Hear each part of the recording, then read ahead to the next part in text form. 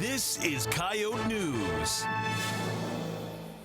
Tonight on Coyote Sports, spring football has begun for the Coyotes, and Coyote News' Heath Nimke spoke with a women's golfer who's off to a great spring season. I'm Kayla Dorhout.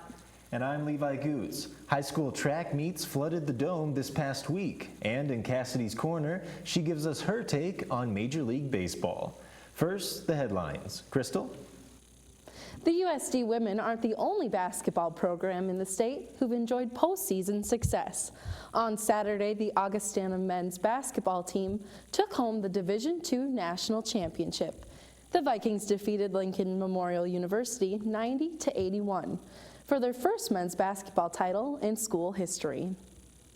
Chicago Blackhawks defenseman Duncan Keith suspended indefinitely by the NHL after swinging his stick and striking Minnesota Wild center Charlie Coyle in the face Tuesday night. Keith's game ejection automatically earned him the suspension, and the NHL will review the play for further punishment. And those are your headlines. The Coyote women's golf team finished up the Saluki Invitational on Monday. Coyote News' Heath Nimke spoke with a member of the team who's off to a great start to her spring season. Heath. Thanks, Caleb. Brenna Lervik has 2 consecutive run-up finishes this spring. I spoke with her earlier today about how she's gotten off to such a great start. You've had a couple of run-up finishes this year. What have you done to prepare yourself?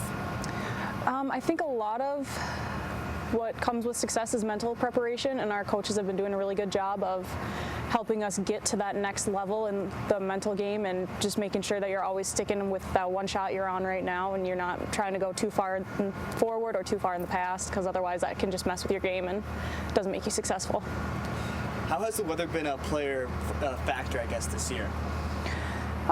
It makes it difficult when we aren't able to play all year, and it kind of shows in the first tournament. You'll notice that not everybody's used to walking 18 holes or 36 holes in a day. That can be kind of tiring, and as well as you don't really know which way you're missing it hitting into the dome. We only get 10 yards really that we can look at and try to guess ball flight from there, and a lot of that kind of comes into play, and you're just trying to figure out what your misses are and play to that.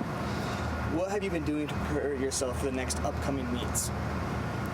Well, I mean, obviously the end game is the conference tournament that we have down in Nebraska City, and I think a lot of us are just, again, trying to get the mental preparation. We're all good enough to go out and compete with all teams at the Summit League. I mean, this year we've shown we've come back from a 26 deficit almost to win a tournament, as well as we've beaten some of the Summit League competitors such as North Dakota State, Oral Roberts, and we've come close to beating South Dakota State, so it's just a matter of who's got the game for the day.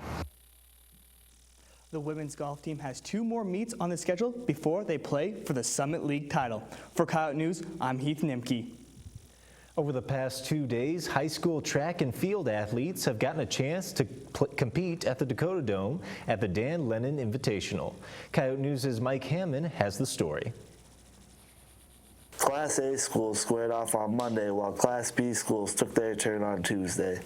The Dan Lennon meet has been held in the Dome annually for the last 31 years and is a form of recruiting for the university and its track and field team. I think there's exposure for the university with a lot of the young kids that come into the facility. That's pretty important for us. Right now we have 1,400 athletes here today. I think they're going to get maybe their first time here at the university. I think that's pretty cool. The chance to run in an indoor facility, not a lot of people, have that opportunity, so I think that's pretty special. While the USD coaches enjoy the exposure the university gets with these track meets, the high school athletes also enjoy running at a college venue. It's fun. It's fun running here every year. A lot of people, so get your energy flowing. It's nice. The athletes used that energy to break a combined 3 all-time meet records on Tuesday, including future Coyote Zach Anderson, who high jumped 6'10". Reporting for Coyote News, I'm Mike Hammond. USD junior second baseman Sydney Hancock has been named the Summit League Player of the Week. This is her first Player of the Week honor. Hancock was 7 of 10 at the plate with 2 home runs, a double, and 7 runs at bat against Fort Wayne. Her performance helped the Coyotes to win 2-1 in a series win. USD is currently in Madison playing against the Badgers in a doubleheader. The 2015 USD football season ended in November, and the team's gearing up for next season already. The coaches and players began spring practice for the 2016 season this past Tuesday. My favorite part of practice would probably be individuals with our coaches and stuff, getting to know like the new stuff they implement into our playbook and all that good stuff. Practices will conclude Saturday, April 23rd with the spring game. This coming in is my last year. I'm just excited to be a part of a great group of coaches and one more last year with my guys and be able to hopefully try to win the championship this year.